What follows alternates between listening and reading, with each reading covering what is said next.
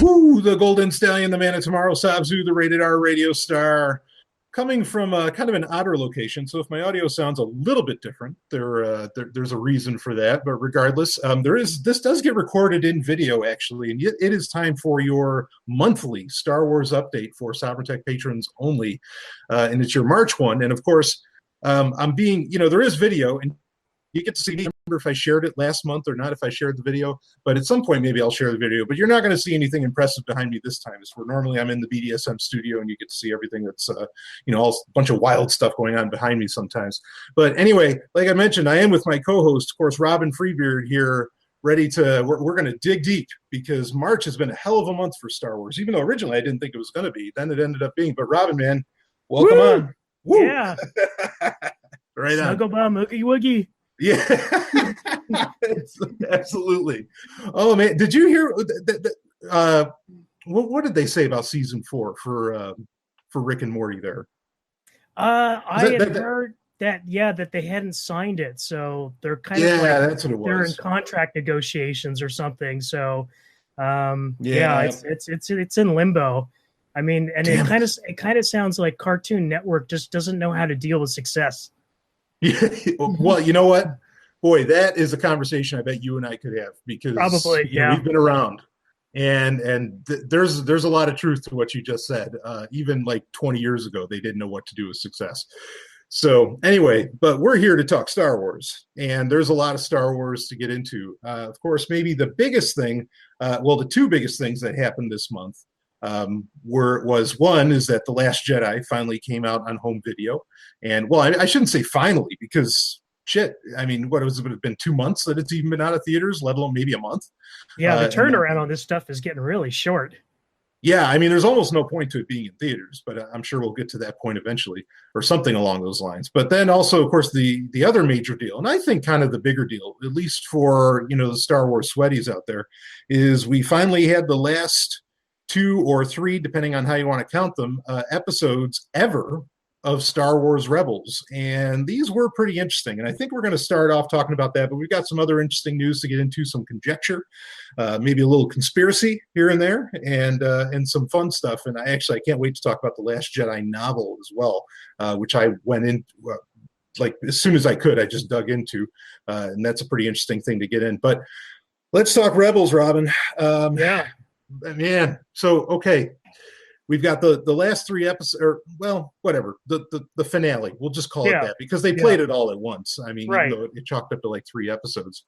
But go ahead, let's talk about that, and then I want to get into maybe just an overall series overview, short one, how we felt about Rebels overall. But let's talk about these. Let's talk about the season or the series finale here. What was your initial thought? Like after you're done watching it, what were you feeling? Oh, you mean as soon as I was done, cleaning away my ugly tears and Yeah, right. It was really satisfying. I mean, I don't think there was anything, there were some surprises in there, but overall, there wasn't anything too unexpected. In fact, so far as the way things ended up, I actually called it a couple of years ago.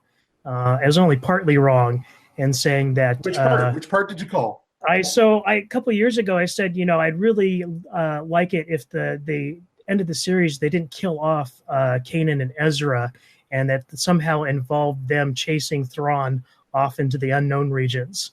And so we lost Kanan, but I think to me, I mean, it's pretty obvious. That's where the two of them ended up at the end of the episode. Yeah, right. So obviously, like we talked about in February Star Wars update, Kanan is gone, is dead. That's all over.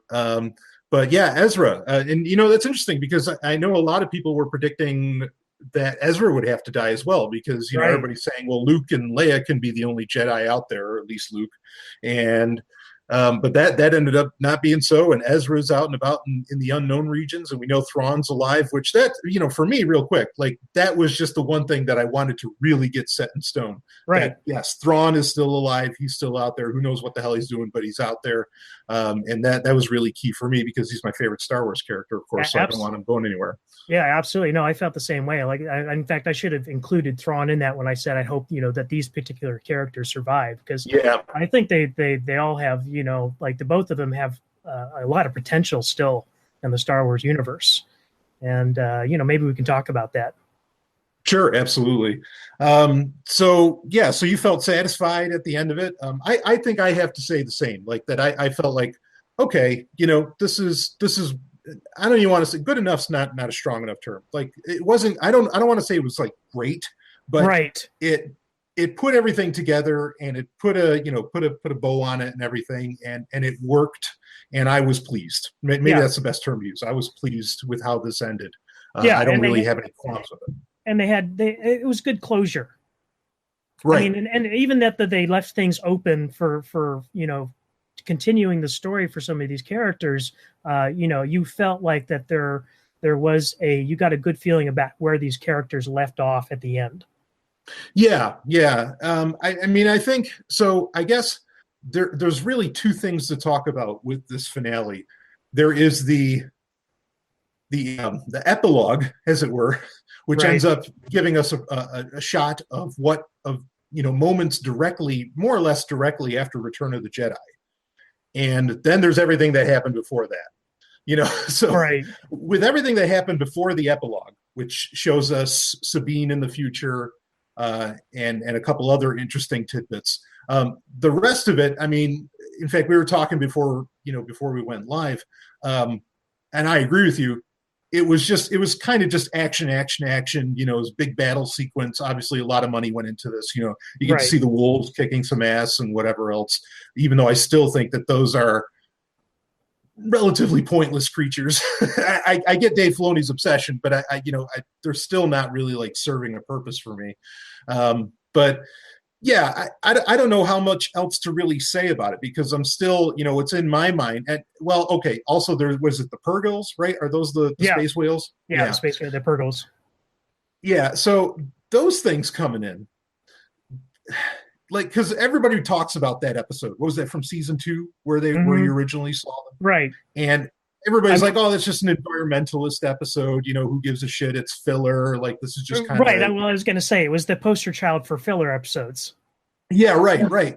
But then, Filoni gives some kind of payoff with that. And it actually, I thought it was kind of cool. Like, I was like, all right. I'm like, I can do this. I can get behind that. Yeah. Because I like it when nature kind of bests man here and there. I think of like Freebird's The Green Brain or something like that. And so to have like an organic fleet, well, I don't want to sound like they're using Bong, but to have like an organic fleet of something, in this case the Purgils, kind of take on the Empire, I thought was pretty cool. And it makes Thrawn losing, this is kind of the big deal for me on this part, it makes Thrawn losing believable.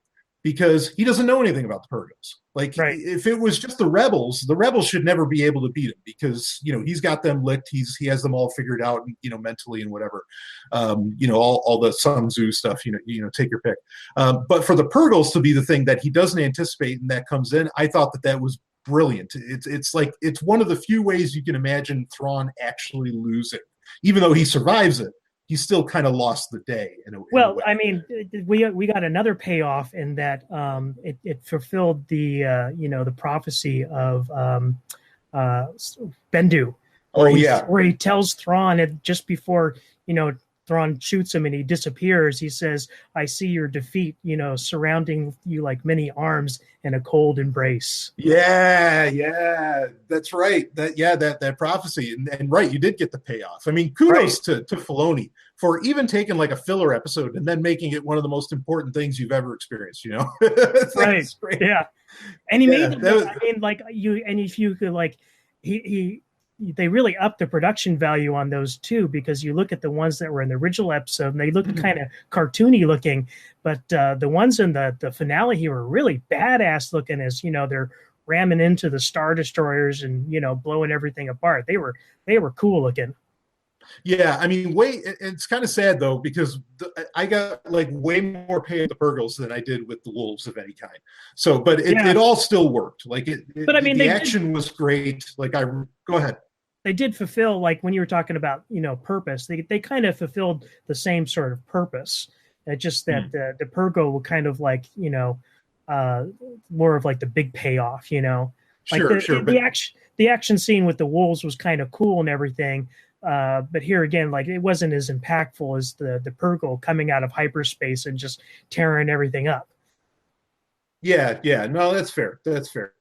So, okay, yeah, I mean, so I felt, with the bulk of the finale, like again, a lot of satisfaction, with everything that was going on, especially with the Purgles and the throne was still alive. I mean, what other thoughts do you have on that part? Then we'll get into the epilogue. Nothing really else. I mean, it was nice that they tried to get most of the classic characters from past episodes in there. Yeah, even though it was kind no of surprising. Lando though. Yeah, well, I mean, he's not really. I don't consider Lando to be a Rebels character. He's a Star Wars character in Rebels. So, but I mean, all the characters that they created for the show kind of ended up showing up in this episode, which like. In the case of like Vizago, it's kind of weird that he's there because he was always, very mercenary. And so now he's here helping the rebels out. I kind of guess it was maybe he was stuck on the planet and he was helping out of necessity of just wanting to get out of there. Yeah, sure. Yeah, I get that. So yeah, anyway, keep going. That was about it. Yeah. Okay. Yeah, fair. Yeah, so satisfying. I mean, that's great because for something that, well, we can talk about this more when we get into the overview. But I think it is I didn't know how exactly they were going to end it. I mean, some pieces you could kind of guess, but what they would actually do for a finale was a big question. Talk to me that I didn't see coming at all was that you do get this epilogue where suddenly you find out Lothal gets freed, and Sabine stays there, like appears to be kind of the governess of Lothal of some kind. And you end up you fast forward a few years, well, I guess it'd be 4 years, to just past Return of the Jedi. And she's telling, how that the Empire is defeated and everything. They never bothered Lothal again. And then you end up with suddenly, I mean, I'm sure I think we were all expecting it after the previous week's episodes. But, then Ahsoka shows up and says, we got to go find our friend, and then there's also another quick shot that happens as you see, which we already knew Hera because of Forces of Destiny season 1. We already knew Hera was alive for Return of the Jedi. Right. Well, we knew because of Rogue One before that too. Yes. Right. Yeah. But she has a son named Jason, which is spelled much like the Legends Jason Solo. Well, Filoni had said that was on purpose too. So I don't know what's going on there, but I mean, apparently the choice of that name was very intentional for that specific reason. Yeah, Force-sensitive kid named Jason. I mean, and I want to talk about that part too, but but this is a very it really whetted your appetite for what the hell is supposed to come next. And we don't really know exactly what's supposed to come next, other than there's the rumors about the Star Wars Resistance show, which sounds like something between Return of the Jedi and Force Awakens, but otherwise we really don't know much about it. Right. So we don't know what's going to come next. But this epilogue, this is a nice touch. Inside of 2-3 minutes, you get a million questions and more satisfaction, of what happens with these characters throughout the entire time frame of the original trilogy, which I didn't even think was a question I wanted answered.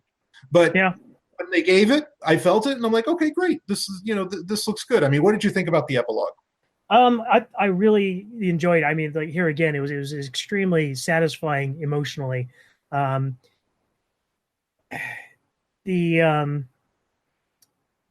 Interesting. There was some interesting business. So I think the reason Filoni did this was because he didn't get a chance to do it with Clone Wars, and I felt like on a meta level, like he was, trying to make up for that.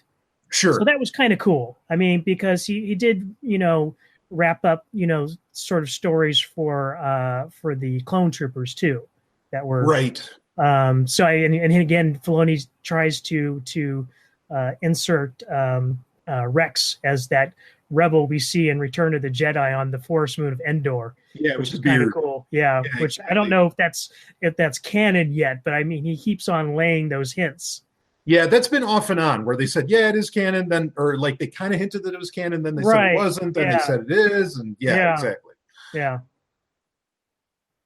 Yeah, so that was nice, to get that in there. I mean, how do you feel about like, I mean, when Ahsoka shows up, everything gets serious every time that happens. It's Right. amazing that that character is such a nexus now, really, in Star Wars. Right. Um, I mean, it feels like that they're setting up for what the next show is going to be of, Sabine and Ahsoka going into the unknown regions, Right. potentially. Yeah. And It's kind of a big mystery as to what I'm really looking forward to what he does next, because I'm like, is he gonna start out a show with those characters, or is he Mhm. going to start a show about this resistance and then work those characters in like he did with Ahsoka and the clone troopers in Rebels? Oh yeah, right. Where Rebels kind of becomes a like a capstone on top of Clone Right, Wars, and right, then this would be Resistance would be that. right, Yeah, right. that's entirely possible. I'm very open to that. Yeah, Okay, so I mean, but when you saw, I mean, I'm sure you felt the same way I did. As soon as you saw Ahsoka, you're just like, oh yeah, here we go. right. Well, and the her having the ship that she did from the Clone Wars was really Right. nice touch too. Yeah, yeah, and that staff was pretty cool, though we don't know anything Yeah, about the yeah. staff. And Yeah. I noticed that when the ship came in, she was being escorted by two X-wings. So I don't know if that implies that she was with the Rebel Alliance at that point, or if she's just being escorted by X-wings that are on Lothal, or what. I just thought that was interesting. I didn't know what that implied. Yeah, well, maybe that's pointing at Resistance. I don't know. Yeah, yeah. But it's kind of big Yeah, mystery. Like, we were talking about this in the last episode. Is like, where's Ahsoka been since she came back from the World Between Worlds? right, right. Good point. Um, okay, so yeah, I mean, so we got a lot of mysteries with it. I mean, it was satisfying to see it because at least then we know kind of the fate of these characters, which is largely what I feel like the entire finale left us with. Okay, Right. here are the fates, which is great because Star Wars doesn't always give us that. So No. I'm totally Yeah. fine with the fact that we got a ton of it, that we got almost what they call an orgy of evidence, right? Right. I mean, that worked for me all the way. So okay, now, how about Jason Solo? Like, what was your reaction to this? How do you feel about this? And maybe even a theory where you think it's going to go? I mean, that came at me out of left field. I was Yeah. not expecting that at all. Um, uh, and I hate getting into like the mechanics of how that happened, but I mean, when did they have time? Well, all right, two things. So the part that it doesn't work for me quick. Like I agree, it came out of left field. Didn't expect it at all, but a nice surprise. Okay. Like I love the idea that potentially Twi'lek people have like a much longer, shall we say, gestation period, perhaps, okay, pregnancy than humans do. So like that kind of works, but it sort of makes the kiss like meaningless that happened just a few episodes previous. Yeah, Because I it's like, mean, wait a minute, so they stooped and you're making this big deal out of a kiss? What the fuck? well, I mean, yeah, because right after that episode, she got captured, didn't she? Yeah, So here right. again, it's like, yeah. I mean, it's here again. It is partly a kids show, so it's not something that really like deserves to be dwelled on too much. But I mean, Yeah. another really kind of like dark point, if you want to get into it, is the fact that apparently she's getting tortured while she's pregnant. Uh-huh. Right. Yeah. Yeah. The logistics around this whole thing, like it's a cool idea, but when you try to figure out, wait a minute, when did this? How did this? Oh, yeah. It raises some pretty ugly possibilities. Yeah. I hadn't even thought about that, right? That she was getting tortured while pregnant. Like that's a whole Right. other level. Yeah, I didn't think about And it there's until no much later. Yeah, right. Mm-hmm. Yeah. Okay. Well, yeah. I mean, I don't know. Yeah, like I said, it's really dark, so I don't even want to like dwell on it too much. It is because that's kind of messed up. Yeah. That whole scene, like we talked about last episode, it was already messed up, and that just adds another dimension of, fucked upness to it. Yeah, no, I agree. I agree. All right, so let's skip then because this is a dark place. Right. Let's skip to what I mean. How do what do you see as the possibilities for this? I mean, what do you think of the idea overall about I mean, Jason? I like it. Now, admittedly, uh, I didn't really follow Jason's story in Legends too Okay. far because I dropped out around the New Jedi Order period. So I didn't. I mean, I know that he eventually fell to the dark side and became Yes. Darth Caedius and all this kind of stuff. I Yeah. know the facts, but I didn't actually go read the books. I didn't really get into it. So, I'm part of me kind of hopes that they diverged from that, and that the name doesn't imply too much in that sense. Because Right. we could use another Jedi hero. It would be we're kind of getting short on them these days. Yeah. Yeah. I mean, I don't think, you got a lot of people, which I mean, this is just to get clicks on YouTube videos, saying that maybe he's one of the Knights of Ren or something like that. But I mean, come on. Yeah, no, I don't think so. Yeah. That Yeah. that that sounds cheap. Yep. Yeah, I'm not buying into it. I mean, I think it's a cool idea. I agree with you. As much as I want as many dark side characters as possible in Star Wars, and I really do, he can stick to being a hero. Like I think that's all right Yeah, if they go yeah, that direction. yeah. But of course, anyone's guess is as good as anybody else's. And the one thing it seems we can count on is that Filoni will, by hook or crook, will make sure we get some kind of payoff with it, Right. which Yeah. he's really proven with Rebels overall, as far as like helping us, not just with Rebels itself, but also with Clone Wars as a series. So, any other thoughts on the epilogue or what was revealed there, or we can go into kind of a quick series overview? Um, I thought the mural at the very end, that was really cool. Oh yeah, where it looked like the I Mortiscod mean, mural, but it was yeah, all of them. exactly. Yeah, Yeah. and that's what I was going to say is that they really played up the art on these last few episodes. It's really good stuff. I mean, that's all I can say. It's just really good art. Yeah, I think season 4 overall, even when it first started, like I felt like the beauty, the presentation has been really beautiful. Yeah, Like absolutely. overall, Yeah, even like when they're showing off Yavin 4, I mean, like everything that they from the very beginning of season 4, they really upped. I mean, I can't imagine that they had like that much of a bigger budget, but what they did with it and well, whoever they brought on was great.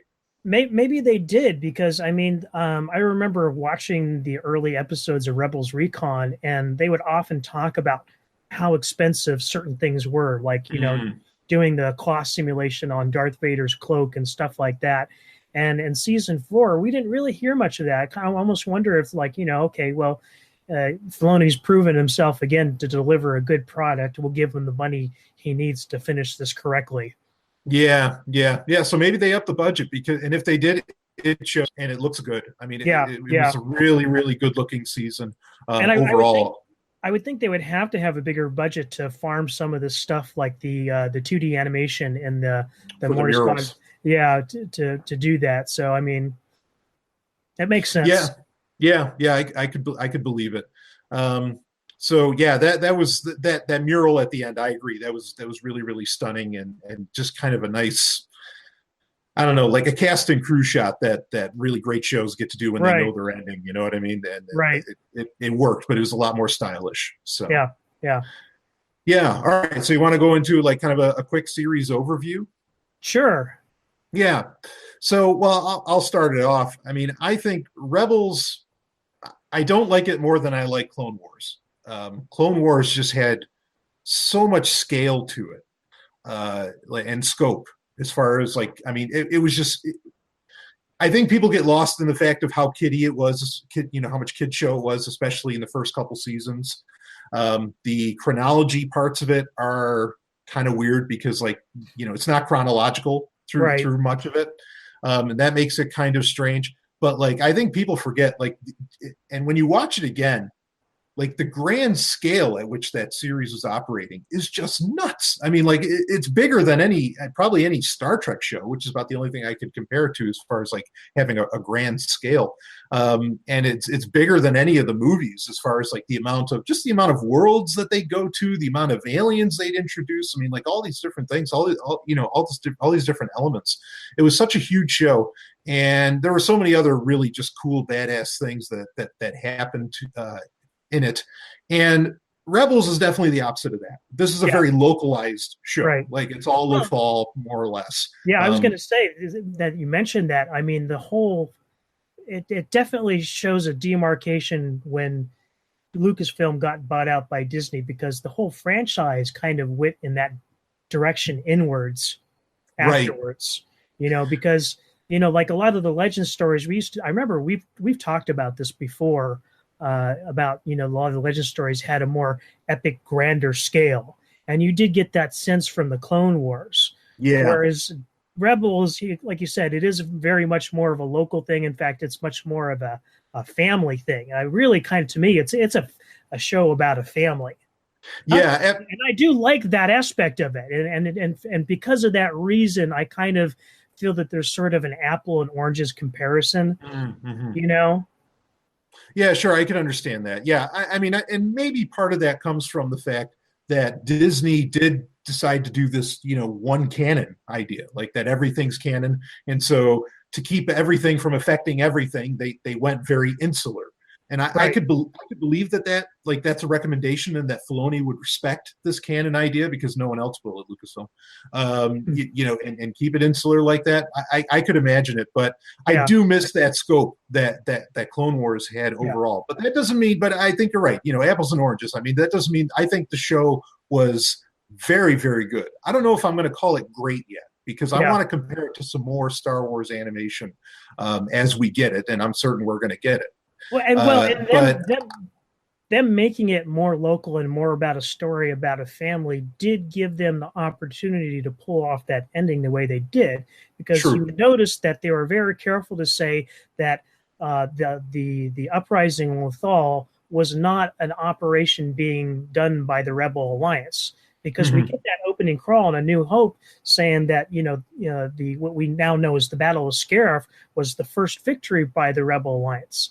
Right. So by the Lothal people, having this uprising, if that had been, something that the Rebel Alliance had done, that would contradict the continuity. So in a way, making it more insular did free them up to do certain things. Yeah. No, I can see that. So yeah, I guess I'm careful to call it great, but I do think it was very, very good. It's very well done. It proved Filoni. I'll always be thankful for it for giving us Thrawn, for bringing Thrawn into the new canon. And actually, even like the moments of getting Tarkin and getting the payoff with Vader versus Ahsoka. I mean, like a lot of there's so many, or even the Lando episode was great. Like I enjoyed the hell out of that. Yeah. So a lot of the moments that you get where it did impact, I think, the grander Star Wars universe were so well done. Yeah. That's what's most memorable for me with the show. But I do respect also like that family angle to it, and the localization of it. Like I can appreciate that too. But definitely what sticks out for me with the show after 4 seasons were the moments that affect everything, that had the grand scale. And those moments were perfect. I mean, like they were just so damned good. So that's my thoughts on it. Go ahead. I'll go ahead and say that I do think the series was great, and I could base that largely just on one moment, which I think is one of the best moments in all of Star Wars media anywhere ever, which was the season 2 finale, Twilight of the Apprentice. Yeah. Which, I mean, the last 10 minutes of that episode is probably some of the strongest, most emotionally powerful, satisfying, gripping action that Star Wars has ever done. Yeah, which, it's funny, like if you went like me, and I imagine you did, if you went to the theaters in, 2007 or 2008, when the Clone Wars movie came out in theaters, you would never expect that would lead to that. Like, there's no way. Yeah. You could not. If you told me that, I would have said, "Shut the fuck up." There's Yeah. that's not possible. And the other thing about Rebels is that you can really tell that this team had like refined their process Yeah, to an art, yeah, because they got over that growing pains that Clone Wars had in the first two seasons. I would say first two seasons where they had some growing pains. Rebels got over that, I'd say, within the first season. yep. Agreed. Yeah, absolutely. Yeah, so you're saying great. I mean, Yeah. like what would you say? Give me a couple of high notes. I mean, obviously, besides the season 2 finale, which I mean is just going to go down in history.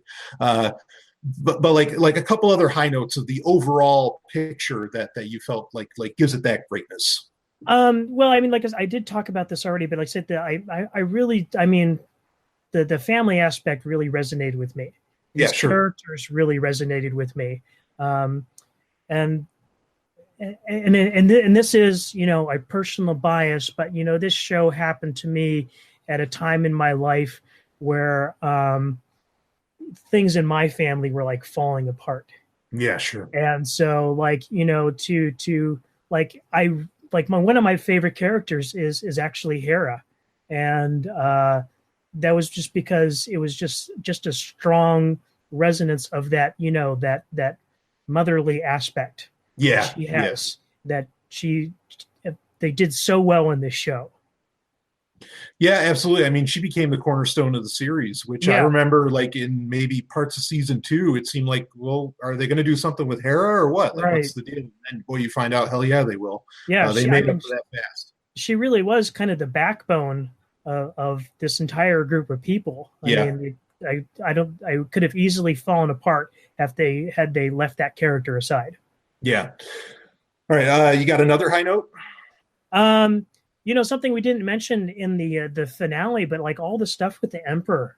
Every time the Emperor shows up, it's just really good. I mean, we should talk about that scene at the very end there, where he kind of has this false hologram of himself. Like we kind of got an impression of that, early on in the series. They showed like a news footage of the Emperor, and he doesn't look like his decrepit, deformed self. He looks like Right. the Senator Palpatine. And so to see like this, very kind of benevolent patriarchal figure show up, try to like schmooze Ezra into abandoning his quest. I Yeah. thought that was really well done. Yeah, I mean that's another case where again what I really loved about the show, where when you brought in the aspects, the elements that have the broader scope, like the Emperor, which is the broadest scope that Star Wars can do. It really did great with it. And yeah, I agree. I mean, and they were as much as I love Sam Witwer. I mean, they were totally right on to bring in Ian McDiarmid. Oh yeah. And you felt it, and it was perfect. Um, yeah, I agree. That was a really well done scene. Is albeit some of it is like odd to explain logically, but regardless, it worked. Like it got the Yeah. emotions, you got the feeling. Right. Right. Um, Another really good thing about this series, and not that the Clone Wars didn't too, but especially in the final episodes, the music was so good. I Yes. mean, oh my Yeah. goodness, they Yeah. really nailed it. Yeah, that's something I should have brought up too, because in fact, like Christian Harloff, which whatever, he's a 50 Yeah. 50 kind of guy. Yeah. Harloff, he was saying he's like, why aren't they letting Kevin Kiner, like do scores for the movies and Right. everything? And Right. I agree. Like he did. Granted, David Arnold did the theme, but one of my favorite movies of all time is Wing Commander. I mean, I love the games even more so, but the movie itself I really enjoyed. Um, and he did the soundtrack for that, even though David Arnold like composed the original theme, but still Right. Kiner did all the putting together.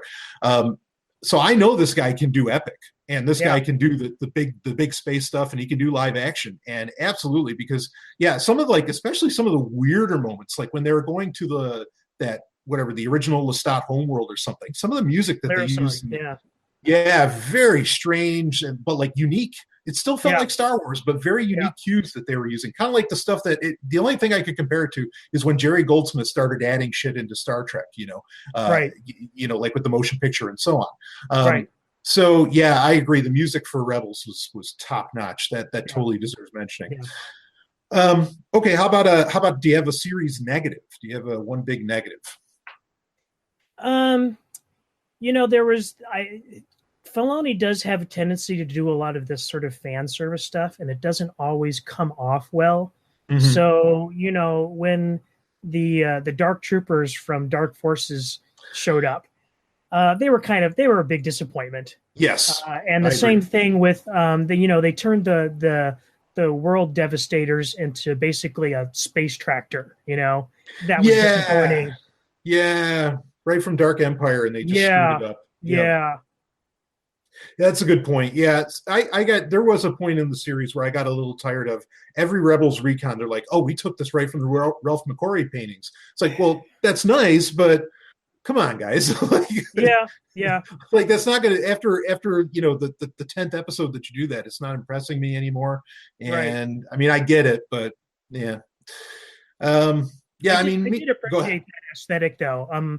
That was one place where I would say actually though the and this here again comes down to budget, but the overall art and animation of the show, Clone Wars, definitely way better. The character models in Clone Wars were way more Yes. detailed. The way they did the texture paintings on everything in the Clone Wars, where if you actually look close, you could see like brush strokes and stuff, and it all just looked Yeah. like beautifully painted. That was really cool. And of course, they had to bring it down because they had a much smaller budget with Rebels. So I can understand that. So I don't, here again, there's one place where I say Clone Wars was way far better, but I'm not going to knock Rebels for it because I Sure. understand why. Sure. No, that makes sense. Yeah. I mean, as far as like a negative for me with the series, I'm not the localization really isn't a negative for me. I'll tell you the one thing that still just pisses me off, and I mean, I'm glad Ezra kind of they ended off Ezra right, and I'm sure this is going to be a very compelling character, whatever they decide to do with him from now on. But I thought that they were really wishy washy with this character. First off, it was BS in originally that he has to use. He creates this kind of cool lightsaber that has a Yeah, little gun on it, right?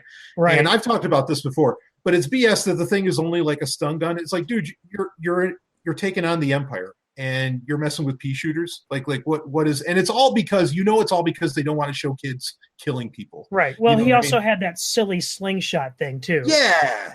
And I'm like, are you kidding me? I Yeah, mean, that was just that was ridiculous, especially when yeah, you consider the age of Luke Skywalker and A New right. Hope. But they But didn't stick with that too long. Here again, I consider that part of the growing pains period, which they yes, had in the yeah, first season, and they did. They got over that pretty quick because I mean, they jump into like season. Well, no, it was actually season 3 that Ezra actually just starts outright like killing people. yeah, and well, that gets into the other part that they did not spend enough time, in my opinion. Well, they dropped the ball with what they did with Maul was great, but they could have taken a lot longer Yeah, with the yeah, entire Maul story arc, and right. in so doing, they could have taken longer with exploring Ezra's dark side, which I would have really liked. It just and I went so when I say wishy washy, it seemed like it all went a little fast. Maybe when he's out in the unknown regions, he's going to explore the dark side some more. I'm totally if that's what's going to happen, great, because then we have precedent for that. Yes, he has experience with the dark side. Right. And I guess I'll just add in one more. We gotta get some kind of payoff with the Bendu at some point. I'm sure it's going to be in some prequel thing, but I need payoff with the Bendu because that character just meant nothing. It felt like other than that prophecy was pretty cool. Yeah, I don't know if I'm too hopeful on that count. Yeah, Uh, sure. I like Filoni has a tendency to introduce these kind of things and then just kind of, well, I mean, he did bring the Mortis thing back, but I mean, you still really didn't get any sort of, resolution or payoff as to, what they were or where they came from. You just got more indications of their existence in the universe. So Sure. maybe we'll get some of that in the future. But as far as like payoff when it comes to the character, I don't think we're going to get much. Yeah. All right. No, fair. But as far So as you're saying about talking about the show being rushed, yeah, I agree. That would be another low point for me. And here again, I get the feeling that maybe that wasn't exactly in his hands, you know. Right. He wanted Maybe to close off Clone Wars, but they weren't going to give him right. a ton Well, of it may time. have been they told him early on that, hey, you're only going to get 3 or 4 seasons, Yeah, and so he knew probably well in advance that he had to wrap this thing up. So he had probably, clear vision of the kinds of things he wanted to get in the show and accomplish. And it just came down to, budgeting his time and having to get all that in there. sure. Yeah, no, totally believable. So, all right, real quick, talking characters. What do you say? It sounded like it was Hera, but what would you say out of the main cast was your favorite character Yeah, for Rebels? Hera, no doubt. Yeah, yeah, Absolutely. I mean, and to a certain degree, it's hard to pick because, I mean, they're all great characters. I mean, and I'm talking about the core cast, right. the Ghost crew. Yeah, exactly. But yeah, like Hera's the one that I kind of like. That kind of, I mean, and I could include Ahsoka in there too, but I still kind of consider Ahsoka a Clone Wars character, not really Yeah, a Rebels character. So I mean, I would put Hera and Ahsoka on equal footing, but if we're just talking Rebels characters, then yes, Hera. yeah. It's a tough call for me between Hera and Sabine. Sabine was kind of like an early favorite for me anyway. Yeah, I remember Um, that. yeah. So and like with the Mandalorian story arc that they did in season 3, like I thought they brought that character to the next level. Like that whole episode where she's getting trained by Kanan was I actually thought that was really cool. Yeah, that was actually up until that point, that had been a disappointment with the show that they really hadn't done much with Sabine. Right. And I think you and I both were kind of going like, come on, this character has this rich character history and background. You got to do something with her. Yeah. And to put it together with the dark saber and everything, that was great. Like Oh, that was great. Yeah, I thought that was awesome. So yeah. it's tough for, I love go ahead. that little animated story of the history of the dark saber that they fit in that Fen Rao tells. That was so Yeah. cool. Yeah, like they just showed it in kind of in the shadows of like Right. the ghost. That was Yeah. cool. Yeah. Yeah, so I think yeah, that like maybe Sabine would just edge out Hera for me, but I love Hera too. So that's a tough call. But anyway, so yeah, there we go. We got a very, very good and a great rating for for Star Wars Rebels. Yep. So let's move on to something that well, let's go to Forces of Destiny before we get into, and we don't have to spend much time on this because Okay. it doesn't take much time to watch it. But Forces of Destiny season 2 came out, Right. and these are the animated shorts that are canon. And I think was there 8 of them this time around? Yes, there was 8 of them this time Okay. around. As for Yeah. season 1, I think there are a few more than that. And these generally concentrate, and I think this is a good thing. They generally concentrate on female characters, though Right. admittedly, season 2 did bring in. We get a story with Anakin, and they brought back Matt Lanner. Yeah. We Yoda actually Luke. get Mark Hamill as Luke Yeah. Skywalker on Dagobah, Mhm. which is wild. So the boys got to play in this one. I wouldn't care if they didn't. I mean, I'm all for it. Being the ladies on this thing. Right. But yeah. So season 1. I liked overall. Like I thought it was fine. I'll tell you the first thing that stuck out for me when watching the season 2 of Forces of Destiny, and again, each of these episodes are only a couple minutes long, but like they got rid of Maz Kanata's little fucking intro words. I was going to say, I'm glad they did that. Yeah, because that got tiresome. It was, yeah. I mean, every time I would like, okay, I know I need to skip ahead 15 seconds so I can just, get through this. Right. Yeah, exactly. And then the thing is like you watch the refs episodes, it's like, these are actually pretty good. I wish they were longer.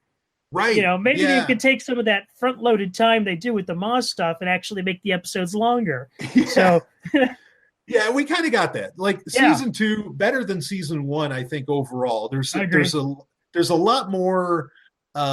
There are not so many episodes where, I mean, they're still what these things end up doing is they just kind of fill in little moments in between the movies a lot, often enough. But sometimes there's shit that's happening outside of it. Like I was surprised. I thought the one with Ahsoka, Padme, and Anakin was fairly grown up. Like, I mean, you're really getting the hint, and like Ahsoka's kind of winking. First off, that adds in the, because the storyline is that Anakin and Padme are going to go off on some kind of mission, and of course they're married, they're in love. This is obviously before episode 3, and they, they make it very clear they're going to be getting it on. Right. or at least as clear as a few winks can get you. And Right. Ahsoka ends up having to go with him, and Ahsoka figures it out. Like, this is really Yeah. interesting that Ahsoka knows that Well, those two are a thing. we kind of got a hint about that at the when Ahsoka left Clone Wars, and they're talking about her leaving the Order, and Anakin says to her, "I've thought about it too," and she says, "I know," and you kind of get the Oh, implication that she knows why he would leave the Order. yeah. Good point. Yeah. Yeah, So, well, this is driving the point home, but again, I was just impressed that this is one of the few times where it felt like Star Wars is actually winking at the fact that people have sex. yeah, In a emotion form. I mean, in books like Lost Stars and others, it's explicit, right. but this was that was a really really cool little episode. Yeah, Um, I think there were 4 episodes that I really liked. That was one of them. Although it did have one issue for me, and that it was kind of a little odd in the continuity, because Ahsoka kind of acts like she hasn't met Padme before, and yet mm, she's wearing her season 3 outfit. okay, yeah, And sure, we know she's met her before because there are scenes in the Clone Wars where she's wearing her season 1 and 2, youngling outfit, and right. she's already met Padme. So that was a little odd to me. Yeah. What were the other what other episodes did you really dig for Forces of Destiny? So I really liked the obviously the Mark Hamill and Yoda Yep, that was episode. good. Although it was a little strange hearing older Mark Hamill playing younger Luke Skywalker. Yeah, I mean, yeah, that's true. yeah. But So, but I I mean, give it otherwise, up to it was just a really. like Sorry, go ahead. no, I was gonna say I agree. It was cool. But you definitely got that sense. But I chalk it up to where I'm like, well, I'm glad I got Adam West to do Batman again 2 years Right, ago. right. Yeah, Even if no, it's just a voiceover and he sounds old, I'm like, no, I'll take it. And, yeah, and it was yeah, the same thing. Yeah. yeah. It's just a nitpick. I mean, Yeah, and sure. really, yeah, it's not even a big deal. I just No, because it you can was tell. But yeah. right, right. Okay, so those two, what are the other two that really stood out for you? So what was the episode with Leia and Maz? Actually, I think this was my favorite one of all of them. Right, where Um, she gets the Bush uniform. Yeah. right, right. Well, we not only do we get an explanation on it, but there is a like for the fans of the old comics, not just the Marvels, but the newspaper strips. There Hmm. were really cool couple of nods in the background. Okay, and So those were? as Chewie and Leia are walking through the market, there's 2 characters you see. One you see, which is kind of an infamous character, but it's the Green Rabbit character from the Marvel Comics, Jackson. I Oh, don't know okay. if you Yep. remember. Yeah, he was in the Yep. background, and across from him was another character that was from the Williamson and Goodwin newspaper strips. Uh, so you remember in Empire Strikes Back when Leia and Han are arguing because he's going to leave to take care of the bounty he's got on his head. And Leia says, I thought you were going to stay. And he says something to the effect, well, the bounty hunter on Ord Mantell changed my mind. Right. Well, Williamson and Goodwin actually went back to that and filled in that story in their comic strip. And they created this bounty hunter named Score. And he shows up in the background of this episode, which is really cool. Oh, that's a deep cut. Holy shit. Yeah, it's Yeah. really cool to see. I mean, it kind of blew me away when I say it because they haven't really done kind of like any Easter eggs like that I know of in the series at all. Right. Yeah, you're right. That was one of the better ones in this. Okay, how about number 4? I'm gonna guess it's the Porg one. No, No. actually, Okay. the one with Jyn Erso. Oh, right And on. Okay. just because I love Chatterfan. Yeah, I mean, right. I love that species. Whenever they Yeah. show up, it's so cool. I don't know why I dig them so much, probably just because they're little bat people. But I mean, I just like that entire species. Sure. I mean, I'll give them credit. And Forces of Destiny is really the only thing that's done this and can really do it, other than the book Rebel Rising or something. Like they're really holding on to the character of Jyn Erso. Like they want you to really give a shit about this Yeah, woman, and yeah. which is fine. I think that I don't have a problem with that. It's just amazing. Like in season 1, I think 2 or 3 of the episodes were of her. Yep. And they're all sadly, like, there's a very small period of time that they can even bother to explore with, and it always has to be kind of these funny little episodes, and they can't really be something as cool as perhaps what they do with Hera or with Leia or some of the other women in the Star Wars universe. I wish they would, but go ahead. Well, I mean, they can't, because the character's dead and she's already made her impact universe. So I mean, if she did anything that was extraordinary that would have called attention to her in terms of the wider universe, that's kind of brings about problems. I totally understand. But I like the fact that these kinds of things exist. Overall, I'm very pleased that Forces of Destiny is a thing. Because I enjoyed the original Clone Wars cartoon that they did 2 series of, which aren't canon anymore. I wish they were, but they're not. Andy Tarakovsky. Yeah, exactly. Those are really slick. And this is kind of a play off of that idea because back in the day, they'd be on Cartoon Network. They'd last however many minutes or seconds. And this is sort of a play on that. And so I like this format. And Star Wars does impressively well as a short. I wish they were longer, but their existence is fine. The only one I didn't really like in this bunch, I think the one with Finn and Rose was just, I don't know, adding too much. Yep. Like suddenly the shuttle flight, that there's some kind of big problem in the middle. I mean, it's unfortunate that, we're kind of feeling burnt out with those 2 characters because of the excess of the Canto Bight scene in The Last Jedi. So, I mean, and this takes place just before that. So we're getting an add-on to a scene that a lot of people, including myself, felt was either overly long or just completely unnecessary to begin with. Yeah, even the people, and I'm one of those, and I think you're one of those, that love the Last Jedi. Like, Canto Bight seems to be almost universally hated. Yeah, I mean, this was just a pointless. It killed. It took out 15 minutes of what could have been some other kind of awesomeness, from it. And maybe that's a great segue to start talking about The Last Jedi. If you're ready, let's do it. Yeah, absolutely. So, now, interestingly, the whole Canto Bight thing, now when it comes to the novelization, you get a lot more to this, but maybe I'll talk about that now. Okay, well, Let's talk a bit about the novelization. I know you didn't get the chance to finish it yet. I did. I tore right into it, and I was. Let me say this before we start talking about, because now The Last Jedi is out in home video. We've all had the chance to watch it a million times, but I honestly, I think this is one of the best Star Wars books ever. Wow. And I think it's even better than the movie. Because things work better when you can say them in this, and when you can get in people's heads. It's almost like, the amount of time that they spend in people's heads in the novelization of The Last Jedi is reminiscent of like Dune, of Frank Herbert's Dune. I was just thinking that too, because I was thinking of a lot of people didn't like the both of the adaptions of Dune into television and cinema, largely because it's really hard to pull that off. All the mental, everything that's the inner dialogue that's going on. I mean, Lynch tried to do it, but a lot of people kind of felt it fell flat. Right.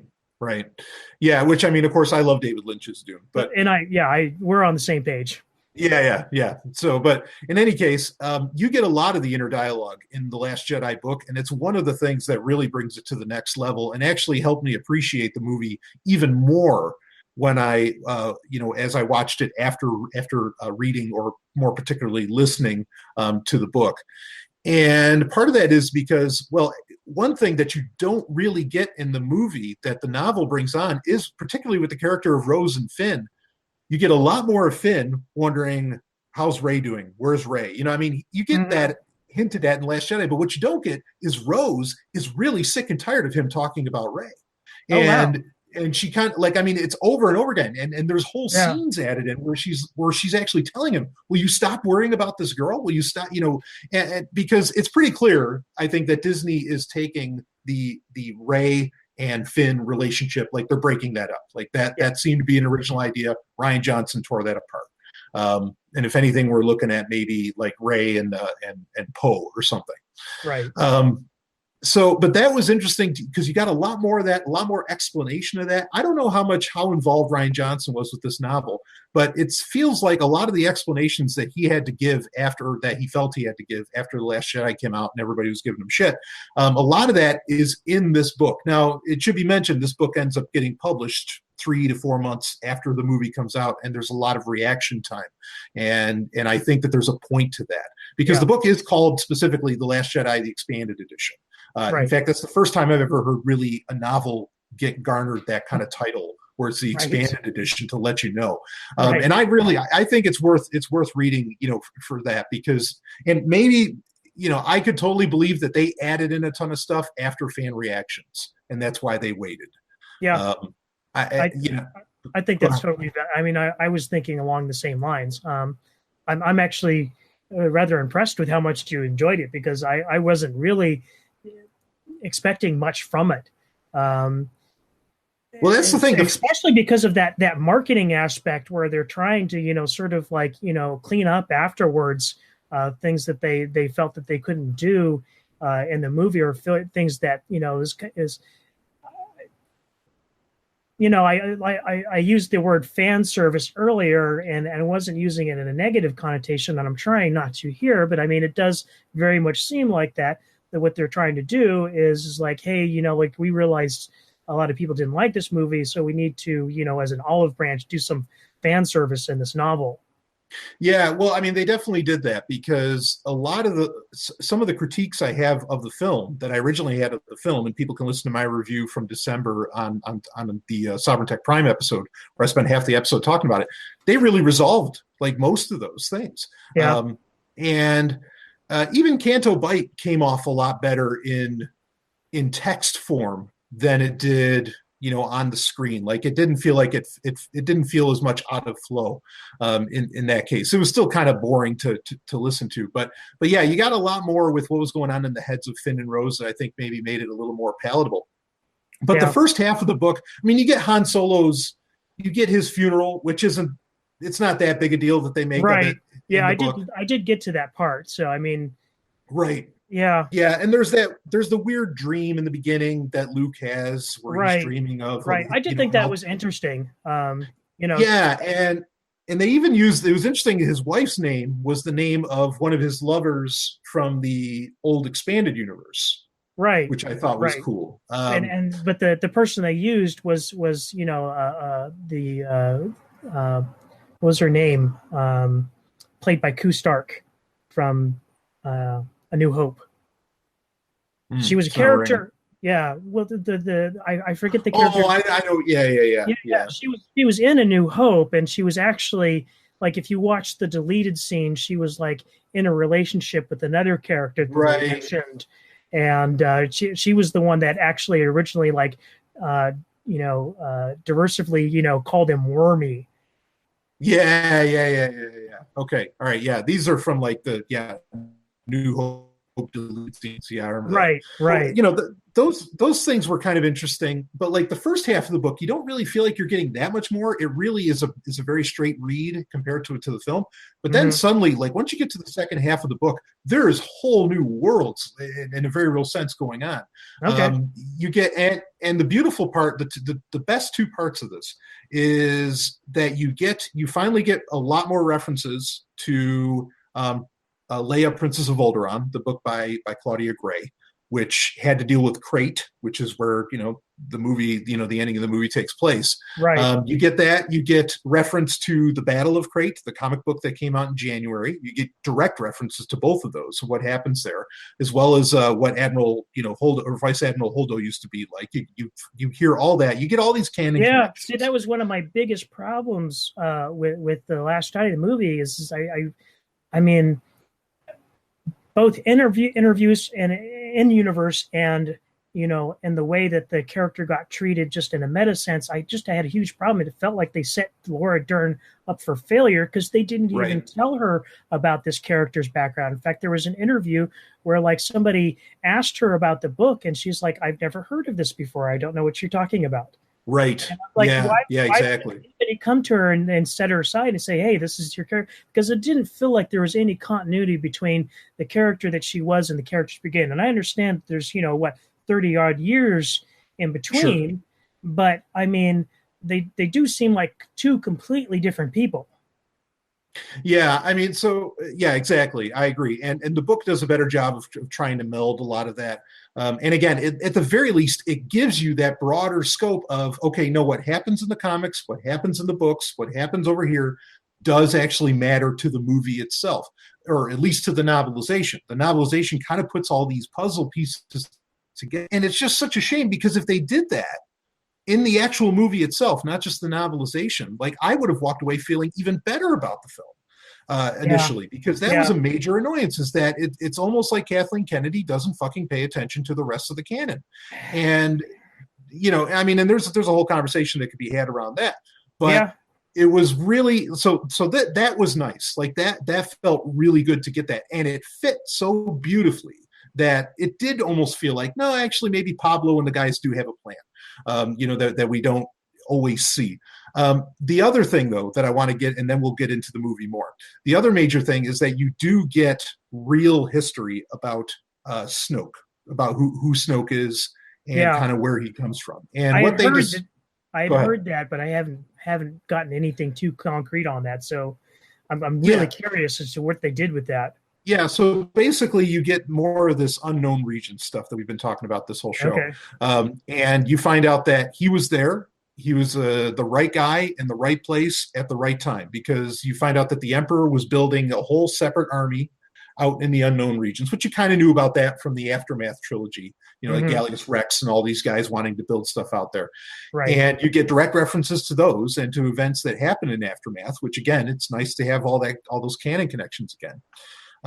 And you find out that, well, the Empire did go out to the Imperial remnant did go out to the unknown regions, and they got their asses handed to them by something. And Snoke was there to save them from it. Like somehow he rescued them from it. So, I mean, there's still mystery, but at least you get fucking something of like, what did this guy do? How did he end up getting in charge? Why did people pay attention to him? And that was it. And that's kind of the basic gist, but it's a very interesting, I think it's like chapter 26 or something in the book where you can read about it. And it's only at the very beginning of it, but that made for a really, really nice touch to at least know something about Snoke. Just give us a little bit. And I don't know how they could have put that into the movie, sadly, but I wish they did, because that would at least, I mean, the only thing the book didn't resolve for me is I felt like the Rey's parentage thing is still kind of cheap. But that's a whole other story. I actually, that's where I wanted to go next with you, because you don't have to address that issue specifically, but the big question on my mind is with this book is, do you get more character development with the characters, especially Rey? Because I do feel that the movie, she was very underserved. Yeah, I think you get a lot more Rey because you get more of what's in her head. And also what you get a lot more of is Luke and what's going on for him. In fact, there's the point where when he's running in the movie, all it does is, you see where they're in the huts on Octo, and Kylo and Rey are actually in the hut together with Force time. Right. And then Luke runs in and says, Rey, no, whatever. And they're doing the little hand touchy thing. Yeah, Luke's running in. What's going on in his head at that moment is, no, I was wrong. I need to train Rey. She needs a trainer. I need to go save the galaxy.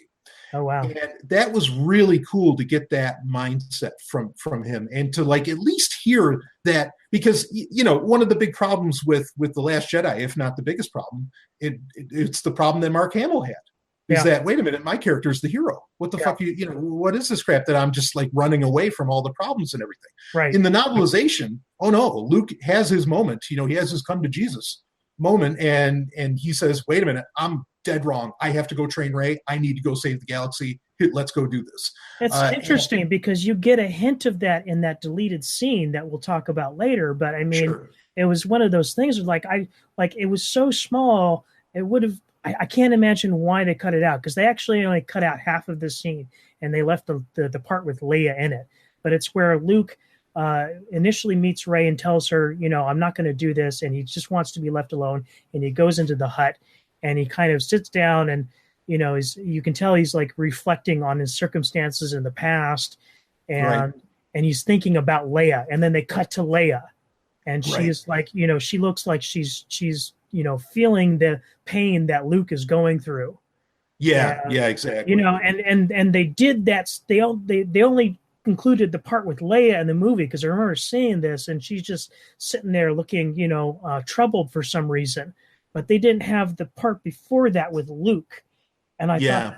like, that was such a mistake to cut that out of the movie.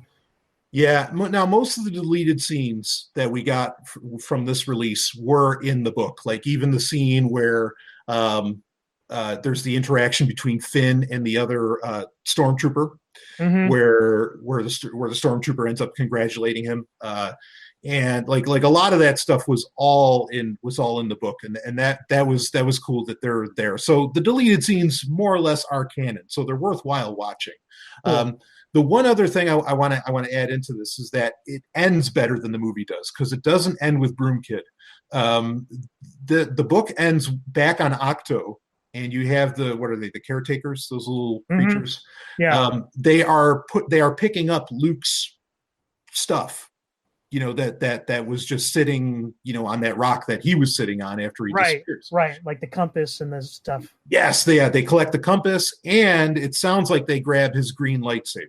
Okay. So all those things are waiting, and the books, like when they're in the head of one of these caretakers, it explicitly says that she's thinking, well, the stuff will be here for when somebody gets here, when somebody comes back. So nice little. That's a much more satisfactory ending for me. Also, in the ending, you get a lot more of Leia talking to Chewie and about what the new rebellion and everything's going to do. Mm-hmm. Just the book ends eons better than the movie did, because the movie should not, in my opinion, should not have ended with Broom Kid. If anything, it should have just ended with the Falcon going into hyperspace. Yeah. But yeah, so the book I highly recommend, because like I said, I think it's better than the movie, and just as a book itself, it's right up there with Thrawn for me as far as novels go. That is definitely high praise. Yeah. So anyway, let's talk. Go ahead. Talk about the movie. Yeah, let's do it. Let's talk about the movie. Yeah, because I mean, like with the speaking of the deleted scenes, they had that alternate opening, which I thought was way better done. In fact, looking back, because I also went back and watched the whole movie again, and really, like, the movie as it stands has, like, I think the weakest opening scene of all of the Star Wars movies, where they're just down there evacuating Dakar, right. And that was just, I mean, but the opening scene that they have where they're over the planet and it pans down and it turns into the dome that's over Finn's medical pod, that was artfully, that was really well done. I just, on an aesthetic level, I thought that was so much better. Yeah, and also, two quick things on that. So one is that I think that would have been a much better lead. Like, you could have watched, just like you could watch Rogue One and it bleeds literally into A New Hope. I think now if they use that opening, it would have made much more sense with, the way The Force Awakens ends, because the last thing you're seeing is Luke and Rey. And then you would just open up to Finn saying, Rey, waking up. Yeah, absolutely. It would have been perfect. The other thing that was interesting too is that, like, the temporary ships that they use all the classic Rebel ships. And I'm like, why didn't they just use those in the fucking movie? Well, I don't know if you noticed, but one of those ships that actually was in the film was a retrofitted blockade runner. Yeah. So I mean, like, you see the Nebulon B in the right. blockade runner, Well, I think it's like a Nebulon D or something, because like yeah. So anyway, that I agree with you. I think that opening could have worked better. Oh, absolutely. Absolutely. So anyway, continue. Let's see, what else did they have? The scene with Rose's sister. With Paige. Paige. Yeah, that was okay. I mean, the bomber sequence isn't really my favorite space battle. In fact, it's probably my least favorite space battle of all the Star Wars movies. But that was kind of nice scene, because you got more of that sense of what they were trying to accomplish with that, which was kind of like, a World War II era bombing run. Those were always kind of like my favorite scenes in those movies, is where the guys in the the belly gunner position, and he's shooting down planes. That was always kind of neat and exciting to me. So seeing that was really cool. Sure. Yeah. Agreed. I really liked as far as the deleted scenes. I liked the one with Phasma, and Finn, because it was actually amazingly that was laugh out loud funny when the other stormtroopers, because Finn's like, well, I bet you they'd believe me if I told you that she shut down the shields as soon as she had a thunder van. And the stormtroopers just like a hog. Yeah, and the stormtroopers just kind of look at each other, and it's hilarious because and Phasma knows it's like, oh yeah, they would believe that, wouldn't they? And then she kills them. But that was way better. I remember they actually showed that clip on the Star Wars show, which is the first place that I saw it. And my first thought was like, what were they thinking, leaving this out of the movie? Yeah, that was a perfect deleted scene. I mean, that was so good. And I'm trying to think of some of the others. Of course, there's the other one that I thought that was really cool was the third lesson that Rey gets on Octo, where she runs to the aid of, or what she thinks she's running to the aid of the villagers or whatever. Right, and I'd known about this because it was in the art book. Right. And I was I remember looking through the art book and thinking, well, that actually sounded like it would have been a really cool scene. And the way they pulled it off is really, I mean, it kind of, it had that moment of humor that I think and levity that the movie needed. Yeah. I mean, even as simple as Rey just waving the lightsaber like it's a party. I was like, okay, that was nice. Yeah, it was hilarious. Yeah, I loved that scene. Yeah. I'm amazed. Again, a lot of this stuff, like that scene included, are a part of the novelization. So these are canon. I mean, you can enjoy them and say, okay, this is part of the parlance that I can talk to other Star Wars fans. And it was one of those things that I think ended up being like a last minute cut, because in the trailers they did show Rey running along the beach. Yeah, with the lightsaber in hand. Yeah. Yep, exactly. Yeah. That was another really great scene. As far as the deleted scenes go, I didn't see anything in the deleted scenes really that I felt couldn't have been in the film. Or didn't exactly fit. I thought all of it could. In my opinion, they could have taken out the Canto bite scene and put in all the deleted scenes. It would have been a better movie. Agreed, because it's about the same amount of time. It's like 20 minutes worth of sequences. Yeah. And I don't think even if they did do that, I don't think anybody would have minded a 3-hour Star Wars movie. I don't know that anybody would have complained. I did see an interview with Rian Johnson saying that he's not interested in doing things like director's cuts, so that's just not his style. But it'd be kind of nice to see somebody do like a fan edit and kind of finish those incomplete visual effects that they had in some of those scenes and put it all into the movie. I think that would be great. I'd love to download that. Yeah. This is why I miss George Lucas, because he did, when he put deleted scenes on the DVDs, he finished them. He laid the money down and he would finish those sequences. Anyway, that enough of that. Yeah, the deleted scenes were cool. Let's talk a little bit about the documentary, the major documentary, which was it The Director and the Jedi? Was that the major one? Yeah. About an hour and a half long, and this is covering, it is totally concentrating on Rian Johnson, which is a remarkable thing because, even, and Star Wars has plenty of wonderful and classic documentaries that have won awards, quite frankly. But none of them really ever concentrated very much on the director himself this whole time. I almost find it odd just how Kathleen Kennedy is so over the top about Rian Johnson. It's a little weird for me. But overall, it was, even though it felt like a real puff piece for Rian Johnson, I did enjoy the hell out of it. I really did too. liked it. This isn't to say that I didn't like The Last Jedi, even though I do have some problems with it. But funny enough, I kind of enjoyed the documentary more than I did the movie. Yeah, sure. I there was actually some fairly emotional moments, like when Luke or when Mark Hamill is coming into the stage where they're having the Yoda puppet with Frank Oz and that little reunion with Frank and Yoda there. That was really cool. Yeah, he's just laying there. It's like I'm done here. Don't mind me. Yeah. And the other weird thing about this is there were shots in this documentary, shots from the movie, but that weren't in the movie. We got they were alternate cuts. Yes, right. The fight between Rey and Kylo and the Praetorian Guards, and Right. some of those cuts were way better than what was in the movie. And I'm like, oh my gosh, these scenes are just so well done. It was really kind of weird. Yeah, yeah. No, I know. And I mean, this is something that, well, I mean, if you listen to Ben Mendelsohn, like there's a whole other cut of Rogue One, right? You know, there's I like know. four other cuts of Rogue Yeah, One. yeah, yeah. And sometimes, yeah, I would love to see some of those at least slightly more finished or at least concentrated on shots. Well, I would say of all the Disney movies that I would love to have the alternate or original cut of, Rogue One would be it. Uh, Yeah, yeah. and But for Last and for Jedi, for yeah, a Last number of sorry, go ahead. no, go ahead for a number of reasons you're going to say. Yeah, for a number of reasons. I mean, the most being, the I think Jyn Erso was a much stronger character, or at least we got hints of her being a much stronger character in the original cut of the movie. Yeah, more of a badass. Yeah, Yeah. absolutely. And why they decided to play that down, I don't know, but that was, like, to me, the biggest mistake of the movie. Yeah, no, I actually I 100% agree with that. Like it's my same issue as well.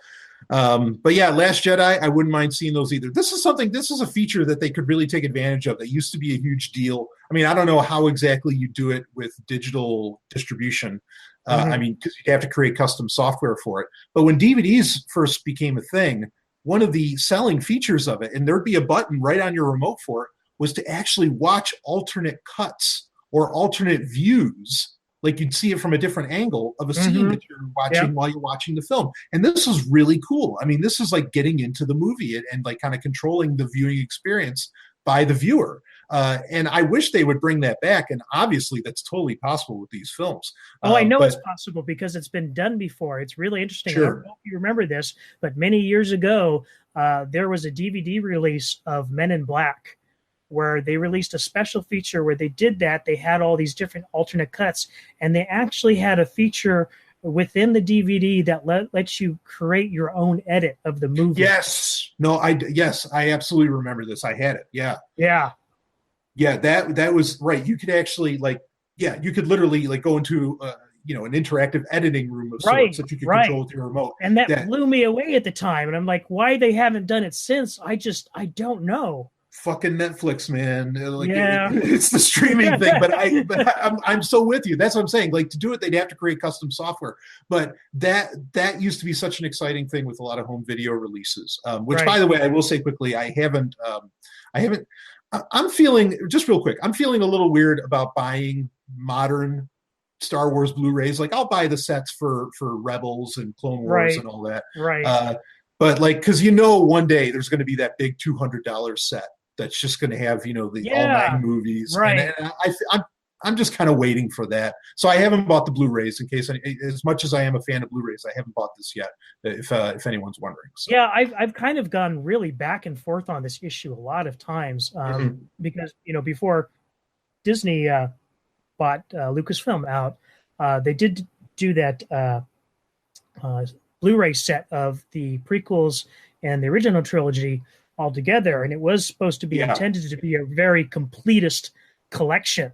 Right. The problem with that one was that they had continued to futz on my end. They continued to futz with the color correction so much that it was bothersome to me. So like I had always held off on rebuying that is Star Wars movies until they came out with that completest collection. And then when it came out, like I said, it was just from an artistic standpoint, they had messed with the color correction so much that I had a problem. I couldn't pull the trigger on it. So sure. I'm kind of like these days, there's Harmy, and that's kind of where it's at for me on the original trilogy.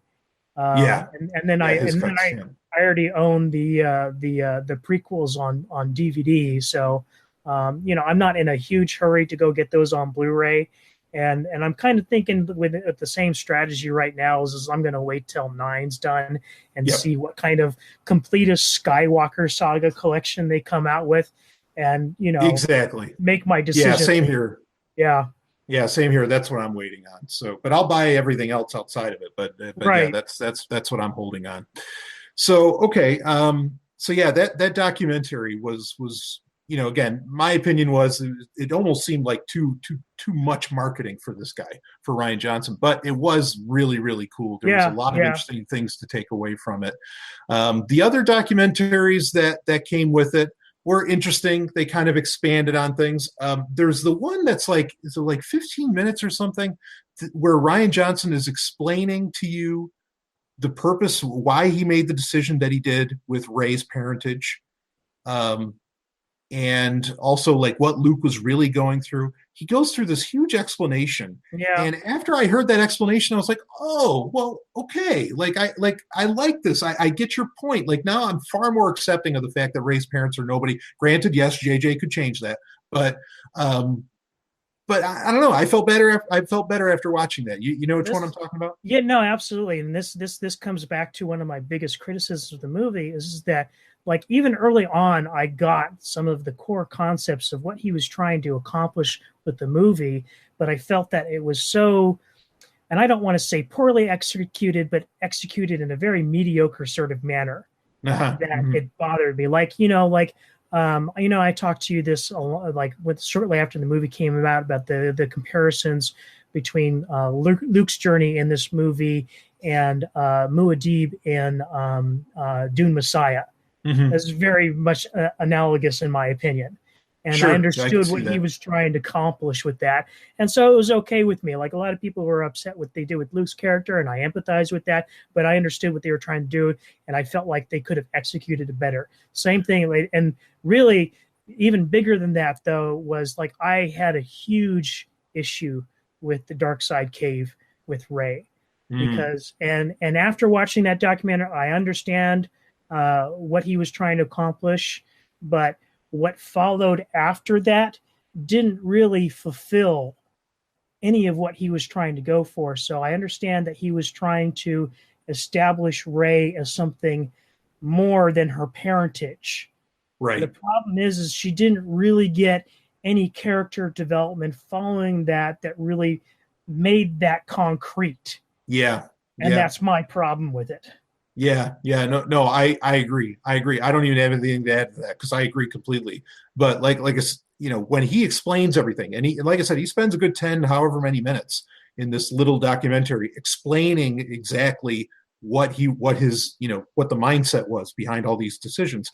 And I got it. I was like, oh, okay, Yeah, great. yeah. And it works. But yeah, the movie just doesn't extrapolate that. It doesn't No. pull Well, that. I mean, not only that, I mean, I got a bad impression from that scene the Mm, first time I saw it because, I mhm. mean, in a way, I felt like he was trying to tell us that, she's essentially this empty vessel for the audience to take a ride in the Star Wars universe in.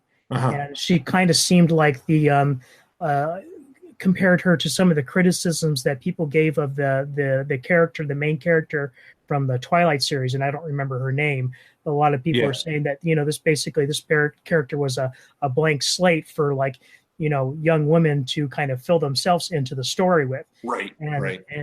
unfortunately, I didn't get that feeling from Force Awakens, and people were making those stupid Mary Sue arguments, which I Yeah. disagreed with then. But then they did this whole dark side cave thing. I thought, oh my God, they're playing right into these criticisms people had in the first movie that were total bullshit, and they're giving them ammo. And Yeah. that really depressed me. Yeah. No, I understand. Yeah, that's part of what gave that all a bad taste as well. Not just the fact that it felt like Force Awakens set up something very different for Rey than what we got, Right. but also that what we did end up getting like just didn't feel exactly right in any context. Yeah. Yeah, I agree with you. Until now, like now, I get it more, and I'm sure they might change it, or I'm not Yeah. sure, but they might change it anyway again. I don't But know. I mean, I get it, but at the same time, I'm still kind of dissatisfied with what sure, they did with her character in this movie. yeah, yeah. Well, I mean, this movie, I think and especially after watching it again, the book helps a lot, but Yeah. after watching the movie itself, like this movie has a character development problem overall. Yes, That absolutely. Yeah. Like, Yeah, Finn, I really felt like they could have done more with Finn too. And there was that deleted scene with him where BB-8 showing him the hologram of him and Ray. And he's like, it's kind of creepy that you recorded that, but thank you. Yeah, that was hilarious. It was great. Yeah, it was.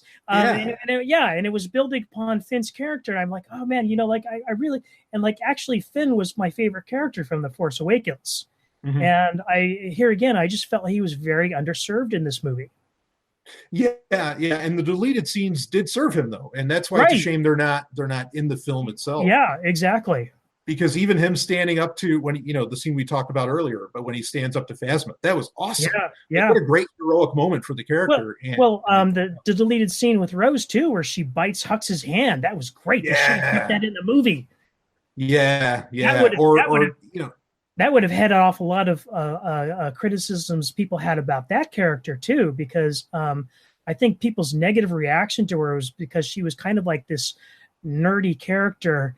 And other nerds felt that was reflecting poorly on them. Sure. And so, but then if they had added that scene in there with her just being more aggressive and more of a badass and more strong-willed, then, then I think more people would have, felt good about that character being sort of like a positive reflection on a nerdy character in the Star Wars universe. Yeah. Well, I mean, hey, maybe 20 years from now, Filoni will do a special edition of the sequel trilogy. I just kind of hope that they carry forward with that character and do kind of just make her better. Yeah. Well, again, I think the biting is also in the novelization. So the stuff is there. The problem is most people aren't going to know, because most people aren't going to read it, and that's a shame. But the building blocks are there if they want them, certainly. Right. So we've got other news we do want to get into, but I want to talk about. There's so much to say about The Last Jedi. So how many times can you count how many times you've rewatched it since it's been available on home video? I only rewatched it once. So okay, all right. Yeah. What is your did you have anything really different come up for you just from the film, not the deleted scenes or the documentary, but something from the film? It gave me a chance to further reflect on a lot of the buzz that's been around the movie since it came out. Yeah. And I was able to further solidify some of my concepts about the movie and kind of, where its place in the future of Star Wars is going to be. I know a lot of people are saying right now this is probably going to be the most hated Star Wars movie ever, but I'm not so sure of that's going to, prove out to be true in the long term. Yeah, right. Especially if Episode 9 is great. Yeah, people will let this movie slide. Unfortunately, I'm not really optimistic about that. Okay, well, that's a take. Do you want to extrapolate on that a little? Well, do you want to get into our next story? We can. I'll just say quickly that I think I've watched it maybe 4 times since it came out again, and 2 of those were after really finishing the book, and those are 2 very different experiences watching those again. But I actually find myself liking the movie and giving it a lot more of a pass than I did the couple times that I saw it in theaters. So, overall, it's been a better experience. Though some things, and I won't go into detail with what they are. Some things that I thought worked when I saw it back in theaters, I didn't feel so much work this time around. But once again, Canto Bite, no, absolutely not. Yeah, I kind of feel like maybe I felt I went in just a slightly opposite direction in that my initial reaction to the movie was fairly positive. And now I have more, I don't hate the movie. I still enjoy it. I think it's an entertaining movie. But I do have more concise and refined criticisms of it now. Yeah. Agreed. And there's some things. Well, anyway, I could go on about that. I'm sure we're going to get our chance to re-review The Last Jedi because I'm sure there's going to be a slow month for Star Wars here at some point. and then maybe we could do a full revisiting after we've watched it 10 or 20 times again. Sure. But in any case, why don't we get into to our other news? We want to get into the Mark Hamill story. Yeah, because that's what kind of ties into what we were talking about, Episode 9.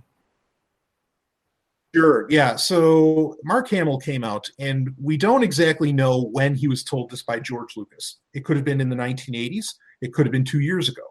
Um, and as far as I know, we don't know when that was. Actually, I But do.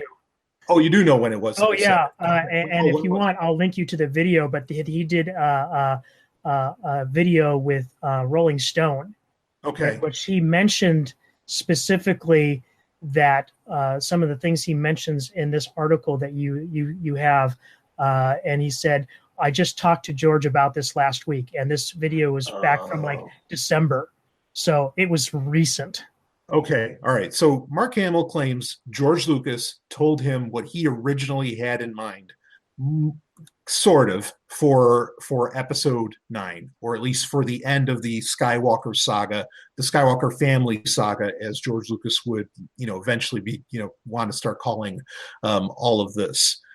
So, and basically, the basic gist is that Luke Skywalker dies in episode 9, not in 8, but in 9, and that's after training Leia, to be kind of the big hero, Right, in all of this. right, And that's kind of a major difference. Now that can bleed into another story about Colin Trevorrow, who was right, originally supposed to direct episode 9.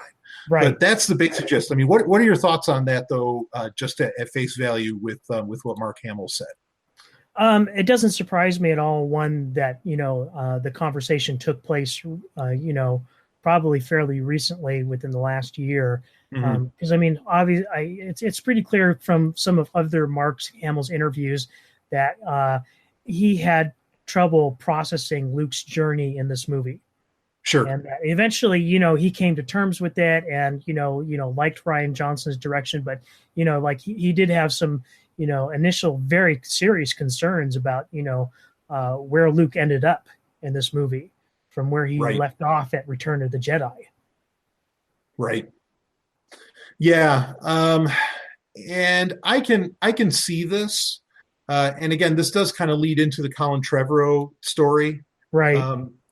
I don't know what George Lucas's idea was for the last, for 7, 8, and 9. I do imagine that they are dramatically different, not just in when Luke dies, but that they are dramatically different from anything Disney came up with, because Disney doesn't even have like a set storyline. They were just kind of letting directors make it up as they go along. Right. Right. Well, Hamill even said that. I found another article referencing an interview. He says that the way he feels that the sequel series is progressing is very much like a baton race, where they're just one guy's handing it off to the next. Yeah. And they're running with it and doing whatever they want. Yeah, and that's a real problem for that. I would love to know what George had in mind. I would, just because I actually still very much respect George Lucas. Right, absolutely. You say what you will about the number of times that he changed his mind throughout the development of the series, but he still did have sort of this overreaching vision about, what it was about and where it was going. Yeah, and he's risky. Like, I think he's way more risky. Like, just look at the Mortis trilogy. Like, that was George's idea. And as much BS as there may have been, or lack of clarity of what anything's supposed to be, that was a risky ass thing to put on Disney or what, Cartoon Network originally, right? Clone Wars. That was a risky ass thing to put out there on what is billed as a kid show. And it's still like something that people are just constantly talking about, and people just love it. So I think George Lucas is way more risky than people give him credit for, and more than Rian Johnson, I think, by leaps and bounds. Yeah. So anyway, well, let's do we want to shift kind of into Colin Trevorrow, because I have kind of a point. I have a take on where these two kind of ideas collide. Yeah. Well, the one thing I will mention that is sure. And the art book for The Last Jedi, they included some of the previs art from The Force Awakens that they didn't want to include because it was very spoilerish in terms of both The Last Jedi, or especially in concerns of The Last Jedi and what they were going to be doing in Octo. So, and some of that art was based apparently on Lucas's original treatments. And so I do think that Rian Johnson took more from Lucas's treatments than J.J. Abrams did. I could believe that. I could believe that. And that's one of the things I do appreciate. I mean, you talk about, I mean, I don't think it's really, you can argue it that Rian Johnson's movie, say what you would, it was a much bolder movie than The Force Awakens. Oh, absolutely. Absolutely. Yeah. But I could see that maybe he pulled some stuff from George, because George's movies would have been bold. Right. You know, people can say that the prequel trilogies are boring or things like this, but there are some really wild ideas getting laid out in that. I mean, there's a lot of stuff going on there. Yeah, I could see that. You know, real quick, I just want to mention this with the Last Jedi art book. Some of the original art designs for what the temples and everything would look like on Octo were fucking awesome. I know. And yeah. I hope they use that somewhere, because some of those designs, I mean, they were like huge designs. Yeah. I would love to see that get used. But so, do you remember the game from back in the 90s, Riven? Of course, yeah. Sequel to Mist. Yeah. Some of that stuff reminded me some of the stuff from Riven, and it's a very bold, strong design. I love it. I love the sort of Southeast Asian sort of dome, golden dome that they had in there. But a lot of geometry. I mean, like a lot of really hard geometry that was right. Cool. Yeah. And then they had that scene on the interior of the dome where Luke is kind of floating and meditating between these like spherical objects or something. It was really cool. Yeah, I mean, that stuff looked awesome in that book, and I was like, boy, I hope they use that. Like they were going in that direction, because we're going to get into it, but there was stuff that they were talking about that was originally slated for the end of Force Awakens, where Luke is, you know, floating in the sky, meditating with these boulders circling around him. Right. Yeah, exactly. And they did show some of that in the art book. Yeah. Yeah. So, all right. Well, let's shift over to this, to the deal with Colin Trevorrow here. This is coming from cosmicbooknews.com. But it's saying Colin Trevorrow's Star Wars was epic. And so the rumors is that he had some pretty wild ideas for episode 9. I mean, you want to take the lead on this, Robin? You can. Yeah, sure. I mean, I think this particular article is hyping it up a little too much. I mean, we have no idea how epic his concept was. There was something that I heard about that I don't think gets mentioned in the movie, that at one point when Colin Trevorrow met Daisy Ridley at a party, and she asked him about, you know, what's going on with her character, and he gave her the pitch, and she cried. Yeah. I thought, wow, okay, you know, that sounded like at least it could have had some real emotional impact, and I'm all for that. I mean, some of my, like we were talking about the Rebels, some of my favorite moments in Star Wars are the ones that have that, you know, really powerful emotional content. Yeah, absolutely. Yeah. So yeah, we don't know. I mean, like, this is kind of claiming that we have some idea that Luke Skywalker was kind of supposed to be in it.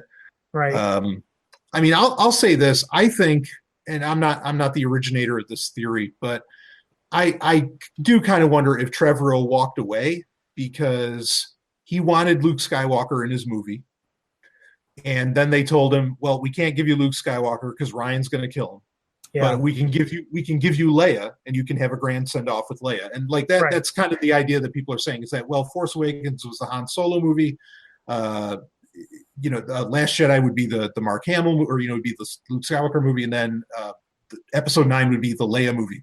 And then when he lost Leia, you know, he's probably just like, well, fuck it, I can't work with any of this. Yeah. You know, I'm not done. And I think he might have walked away. Like he might have said, I have nothing to work with, and I'm just going to leave. I think that might have been part of it, but I'm going to kind of tie it into something we were talking about earlier, and the fact that I really think that Kathleen Kennedy probably played favorites with Rian Johnson, because we were talking about, you know, just how enamored she seems with him.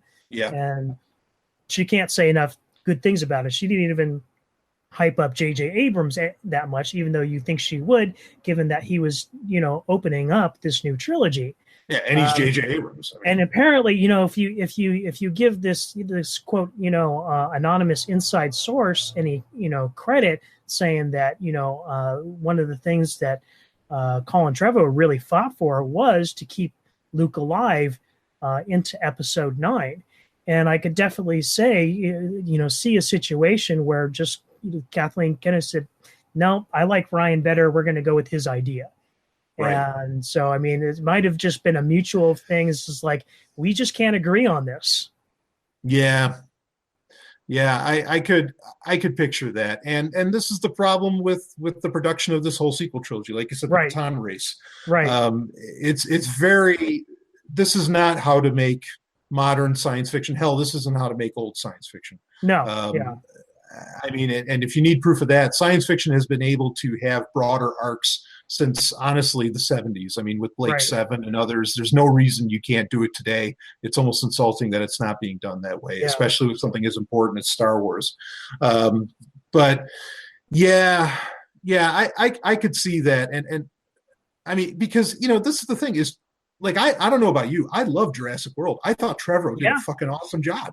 I agree with you. Yeah, yeah. He can take a franchise and he can revitalize it, and he can make it. He can give you scope and scale. He can give you the whole thing. So it never made sense to me that they let him go.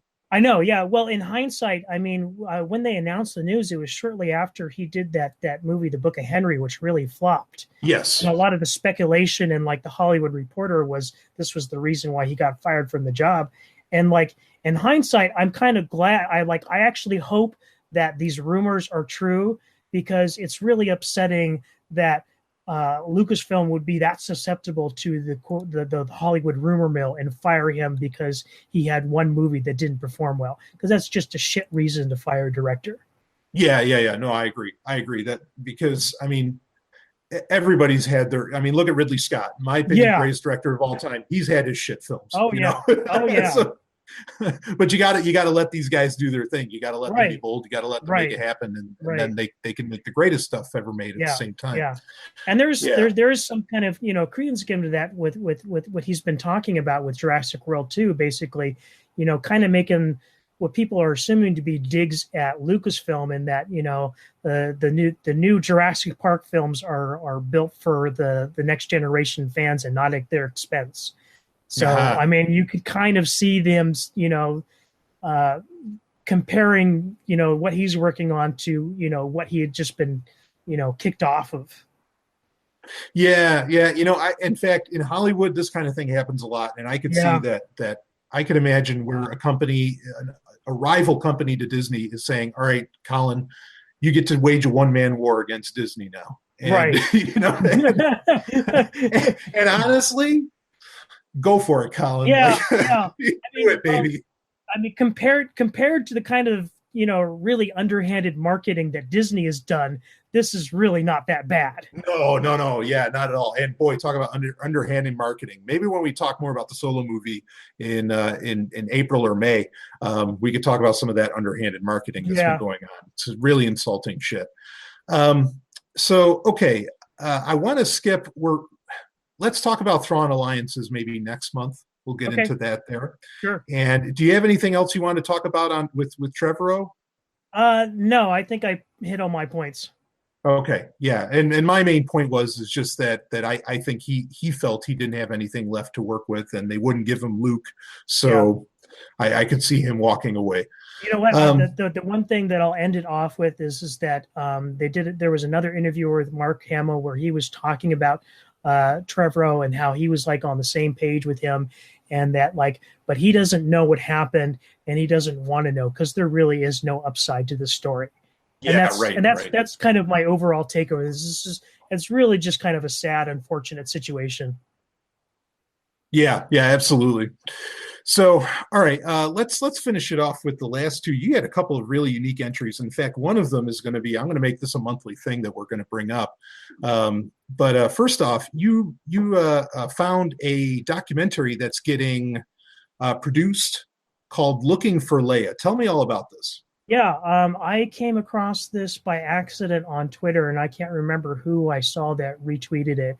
But it is essentially a documentary about the history of women in Star Wars fandom.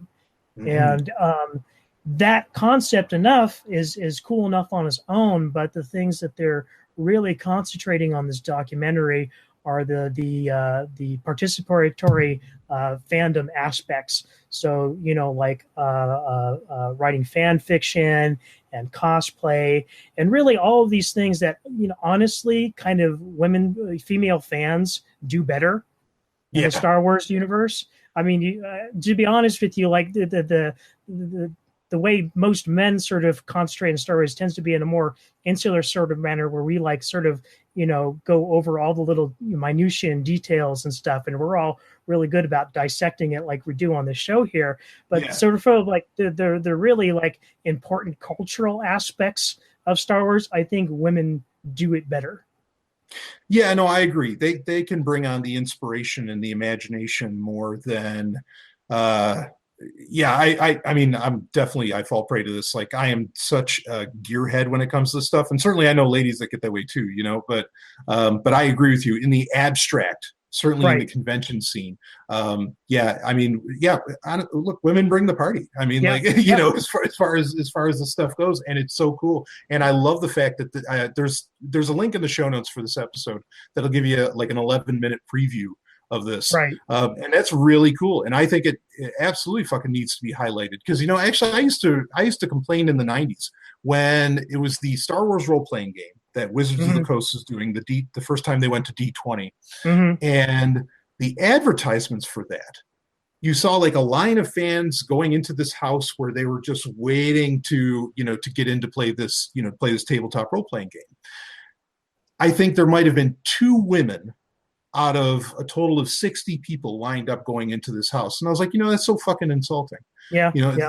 Like, I don't care, what demographics you think you're reaching out to. Guess what? I want to see women on the back of that thing, Yeah. and I'm a guy.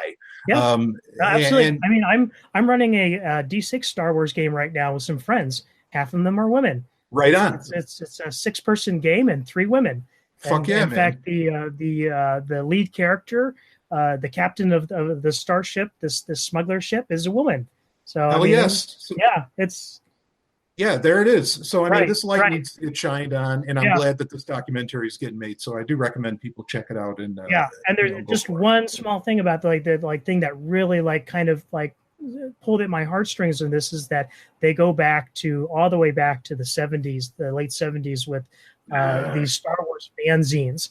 And I have such a love affair with Star Wars fanzines, both the fiction and just the articles, and Sure. just the pre-internet era of fandom that Star Wars Yeah. was. It was very unique, and it was very cool. It was very underground, and it was mostly women.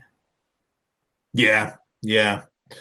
Well, I mean, look, the influence of Leia, and I imagine that's why, the documentary has the name Looking for Leia. I mean, the influence for Leia, or of Leia as a character, like, I mean, this is, next to Sigourney Weaver, as Ripley. Right. I mean, this is one of your OG, or, maybe Sarah Connor, this is one of your OG, like, badass women, or women that at least, got some limelight at the very least. Not that women have to be badass. If they don't want to be, they don't have to be. Well, but I mean, that's the cool thing about Leia. And then one girl points this out in the clip, is she said, like, a lot of these female characters that are important in fandom, they tend to fall into one of 2 categories. Either they're, the princess sort of character, or they're the badass Ripley character. And Leia does both of them.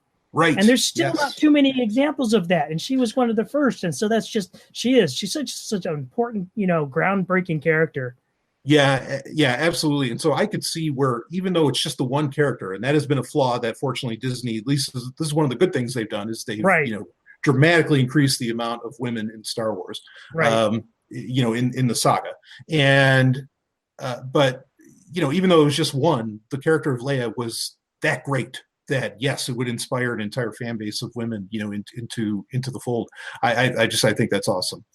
So, all right. The next thing is what I'm going to make sure is kind of a monthly segment of sorts, and that is fan work of the month, for Star Wars. And this would be stuff that, Star Wars fans have put together. Obviously, it wouldn't necessarily be canon. Maybe they try to fit it into the canon, or hell, maybe they try to make a new canon, which I personally, why not? Star Wars Infinities. I remember when Dark Horse did that. I thought that was so cool, back in the 90s and the early aughts. But this is take the lead on this, Robin, because this is really, really, really, really cool. I Yeah. love this. Yeah, here again. This is another thing I just stumbled across accidentally. Actually, I started following Luke Ross on Twitter. He's the artist behind the Thrawn comic book, and he retweeted one of this woman's comics, and she's actually doing this whole long series called Abundance of Faith, and her name is Marietta Ivanova. And she is just extremely, extremely talented, not just as an artist, but as a writer too. And it is kind of like a sort of alternate universe sort of story. You kind of it's like it's a what if sort of scenario. I won't go too deep into it because people should definitely go and check this out in the links. But yeah, the artwork is tremendous. I mean, it'll just blow you away, and it's all monochrome, and I totally dig that. Yeah, well, there is a scene later on in the latest strip where she adds a little bit of color, and it's really well done. Well, that's got to make it pop. Yeah, I can dig that. Yeah. So, but I mean, this woman is so talented. I don't know how Marvel isn't like knocking her door down with a battering ram and saying, "Come work for us," because she is that good. Wow. Yeah. No, I mean, what I've looked. Go ahead. And other Marvel artists like Luke Ross, who's probably my favorite, artist on any Star Wars series right now, he thinks the same thing. Right. Well, hopefully that gets the foot in the door. I mean, because Luke, I mean, certainly, that Thrawn comic is just killing it right now. Right. And yeah, I love this work. I mean, just stunning. So her name, Marietta Ivanova. I think, anyway, link is in the show notes for everybody to check this out. I think it's really, really well done. And I look forward to actually presenting more of these kinds of things, because I have a laundry list already of honestly of fan works that have been done for Star Wars, that some of it's better than any official Star Wars production, regardless of who's owning it, has ever done. And I think it's really cool to kind of show this off. Do you have any other thoughts on what Ivanova did here? You know what? I'll just give everybody a little tease to maybe pique their interest. But whet the appetite. It's the story is kind of, like I said, it's a what if, and it's focused on Darth Vader for the most part, although he is not in it very much. But the whole sort of sequence of events starts with him, and it kind of leads into a bit of an Imperial civil war. Oh, and it's really cool. All right, so everybody can go read this. Yeah, it's good stuff. Yeah, I love the sound of that. I mean, and you can very quickly, when you go to the site, you can see some of the artwork of Vader alone, and it's just fucking stunning. Yeah, and it's got Admiral Piet in it. It's got General Veers in it, and it's got a lot of like the cool characters from the Empire Strikes Back. So I mean, yeah, no, it's beautiful. Yeah, so, it is. All right. Well, I think, let's see, we've been probably rocking about an hour and a half, so I think we'll wrap this one up. But there's your fan work of the month. I think that's definitely a great thing to end off with, and it's a great takeaway. That's what I love in podcasting, is when you have something that you can actually take away from the podcast and experience after the fact. And so, really, this is the work from Marietta Ivanova. Yeah, check it out. So anyway, I'm sure we're going to have a ton to talk about in April. We might even revisit The Last Jedi a little bit more then. We'll see. Of course, we're building up for Han Solo to come out May 25th, which means that the May episode, we'll definitely do the May episode like on May 30th or something. Right. After Solo. I'm sure we're probably going to get hit with a lot of marketing next month for the movie. So, I'm sure. Yeah, we'll be digging into that, no doubt about it. And go ahead. One other thing I did want to mention, a piece of news that we didn't get to, but we could talk about it next month, was the new announcement for the TV series.